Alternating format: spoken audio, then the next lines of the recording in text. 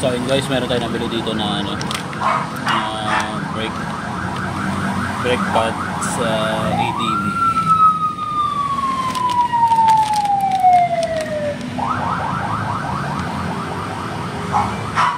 So ayan yung serial.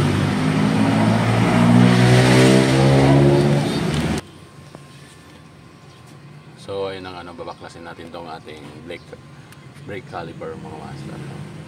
So gagamit tayo dito ng 12 at 17 para makontra natin yung baklas natin yung tornilyo dito sa pinakababa.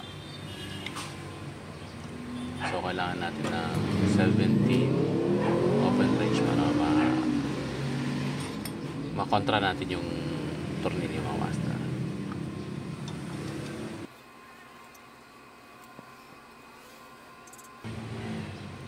So gagamit din tayo dito ng star wrench na T40 para sa holder ng ating brake caliper na dito sa nasa swing arm.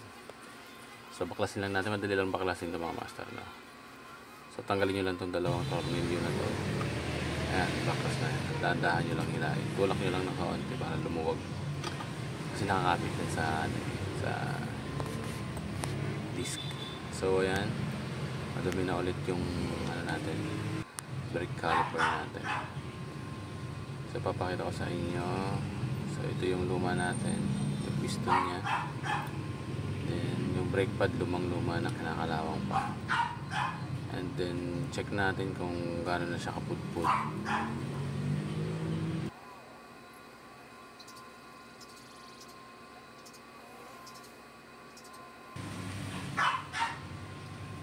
So ayan nga no, itong genuine parts ng Honda na pang ADB, pang PCX na 160 rear brake pad.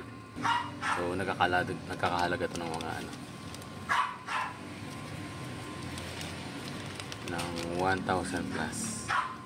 So solid na to mga master kasi original naman. So nagamit natin yung ating old brake pads ng maayos. So ipapakita ko mamaya kung ilang miles na yun, ilang kilometer na yung natakbo niya.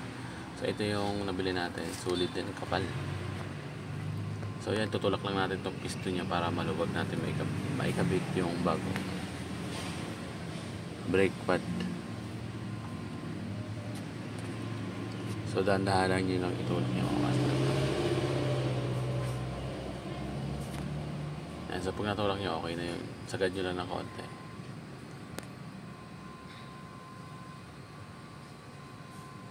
Ayan. So solid mga master. Ayan. So pag lumapat ng ganyan, madali na lang ikabit yung bago nating brake pads. So ayan, lagyan na natin. Burasan na natin ng konti.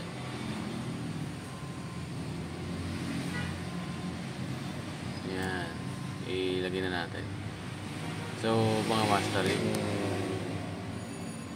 itong may cover sa likod, ito yung nandoon sa tapat mismo ng sa may caliper niya, sa may piston niya, para yun yung tinutulak niya. Then itong may tatak is dito sa bandang likod. So madali lang ikabit niya mga master, no? Ayan, so ganyan yan. Basta yung may plate, may takip sa likod is din yung part na nandun sa may piston. Ayan, so ilapat lang natin na maigi. Madali lang kabit yung brake pads, no? So bali pag magpapagawa pa kayo nito sa labas, ang labor niyan 150. Eh kung dalawang brake pad papalinisan ninyo at papapalitan ninyo, so gagastos din ng 300. So yan, bumili na lang ako ng mga piyesa, mga tools para mabaklas yung mga ito, tulad nito, itong brake caliper ko na to. Kasi dati hindi ako naglilinis niyan. Ngayon bumili na ako ng ano, ng tools natin, tayo na naglilinis. So yan, bubuka lang natin yung ng kaunti mga master para kumasya doon sa plate natin. Pasok na yan, pinapos. Yan, so luluwagan lang natin siya, ilailang natin siya ng konti. Ayan, para pumasok doon sa may disc. testing natin. So feeling ko parang di pa papasok to. So yan, shoot natin. So pag na-shoot nyo itong mga master, madali na lang ibalik yung mga tornilyo. Ayun, so lapat na lapat mga master. So check lang natin kung tama yung pagkakakabit natin. Ayan. So una natin ibalik yung dalawang holder ng ating brake caliper. Ayan. So tusok lang muna natin, hand tight lang muna. Saka natin siya higpitan mamaya.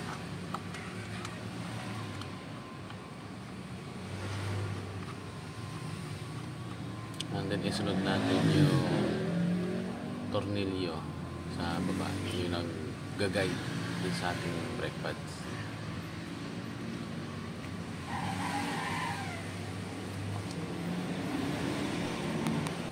So ayan, higpitan na natin mga master, no? So tamang higpit lang, huwag masyadong mahigpit.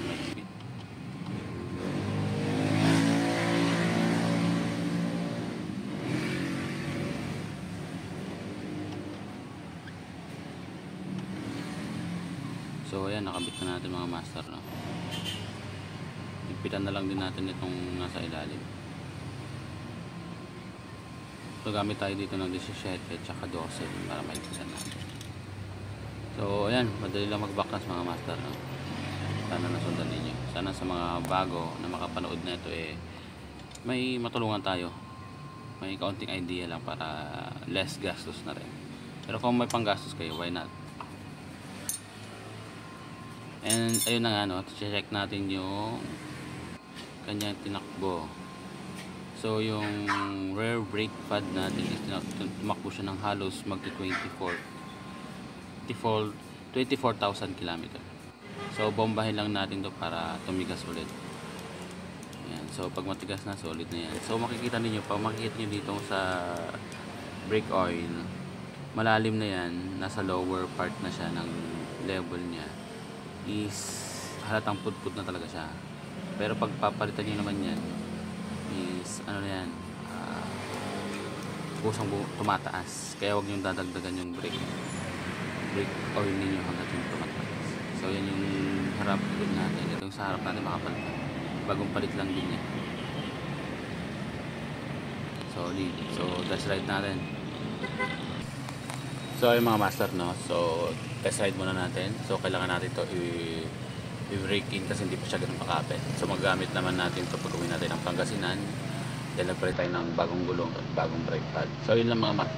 Salamat sa panonood mga master. Ayun lang mga master. Ride safe, tara.